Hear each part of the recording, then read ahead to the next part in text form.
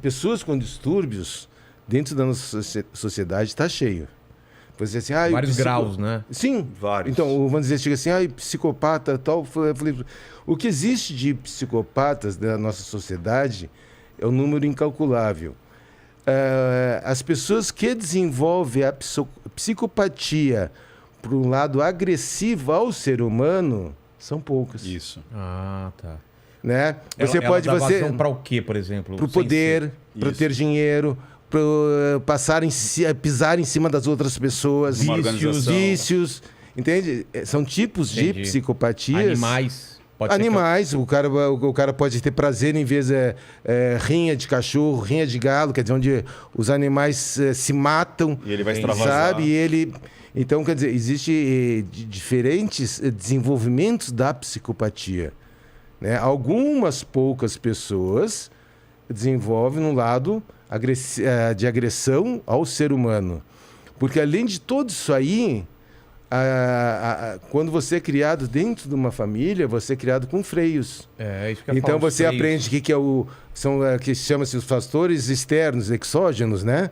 Que é, vamos dizer, a educação que você tem, do certo e do errado, é na escola que você tem, é o teu freio religioso, teu freio moral que você adquire, tá? Não quer dizer que, por algum gatilho, você não rompa todos esses freios, né? E uma vez rompido, você não tem como voltar, fechar essas portas. Entendi.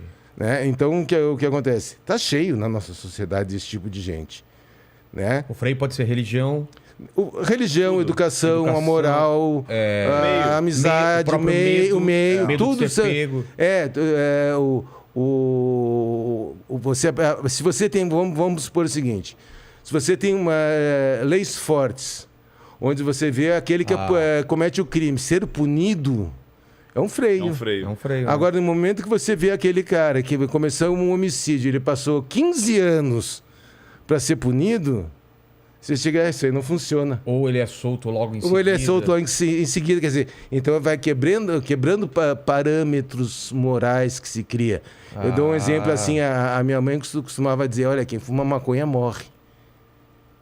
Então a gente, criança, quem fuma maconha morre. De repente você conhece um cara que fuma maconha há 10 anos e não morreu.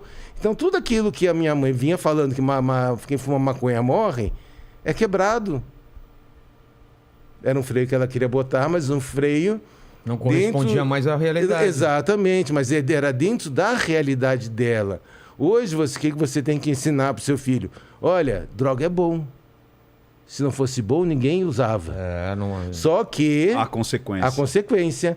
Ela te cobra de uma outra forma, ela vai te dar uma dependência, você vai precisar... Você vai deixar de fazer tudo aquilo que você precisa fazer para ficar em função de uma droga. Então a tua vida vai parar, você não vai progredir. Então a história é diferente, a história é real, né, da vida, não aquilo que você simplesmente falava, morre. E de repente é uma mentira que você sabe que não acontece. Entendi. Você vê que, por exemplo, o que o Salada falou é muito importante. As pessoas, para diagnosticar um quadro, né, você pega um psiquiatra para diagnosticar um quadro, você precisa ter 3, 4, 5 elementos para falar, opa, aqui tem um psicopata. Então a primeira coisa é que a palavra psicopata, ela meio que ficou assim, vulgarizada. Banalizou. Então, por exemplo, de repente me dá um estresse aqui, eu cato essa garrafa, dou na tua cabeça. Nossa, o Ricardo é um psicopata. Não, eu sou um cara mau, ou sou um cara que desequilibrado.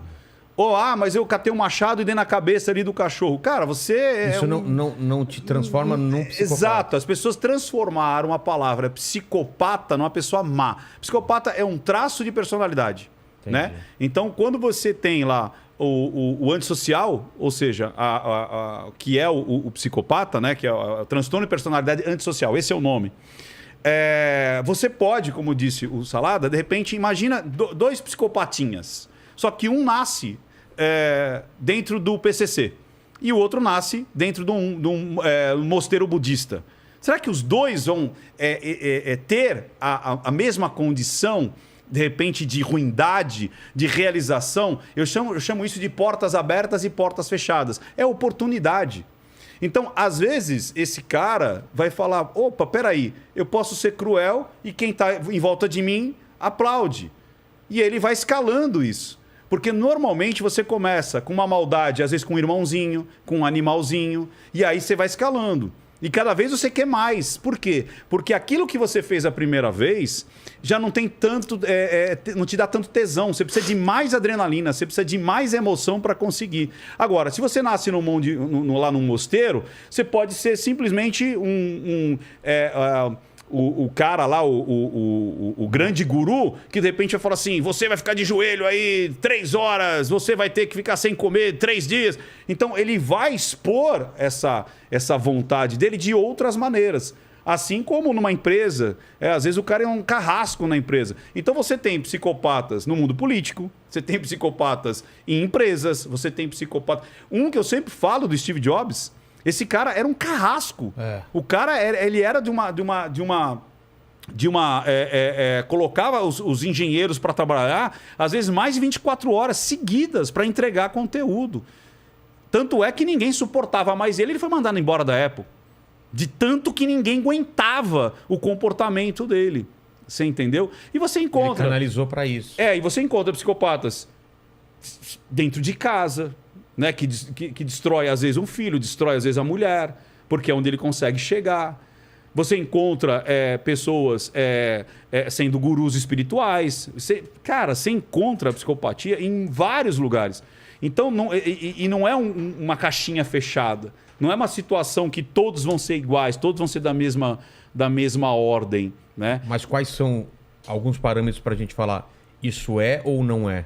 Por exemplo, ele tem que repetir isso aí. Não adianta fazer uma vez só. Tá. Porque pode ser uma explosão, pode ser. Inclusive, pode ser um cara que tenha. O cara pode ser borderline. Então ele estoura, que a gente pode depois até entrar em alguns casos que você citou. Eu vejo mais como borderline do que psicopatia. Tá. Desses casos que a gente citou, mas vamos deixar aqui quando chegar lá no caso. Tá. E aí o Salada falou de abrir o quadro. Muitas vezes a pessoa ela tem uma vida normal. E aí, normalmente, na juventude, no início da juventude, abre o quadro do narcisismo, da esquizofrenia, da psicopatia, que o cara ele se revela para o mundo. É aquela coisa que é muito mais contida. E quando se revela, aquele gosto, aquele prazer, você não volta mais, você não fecha mais.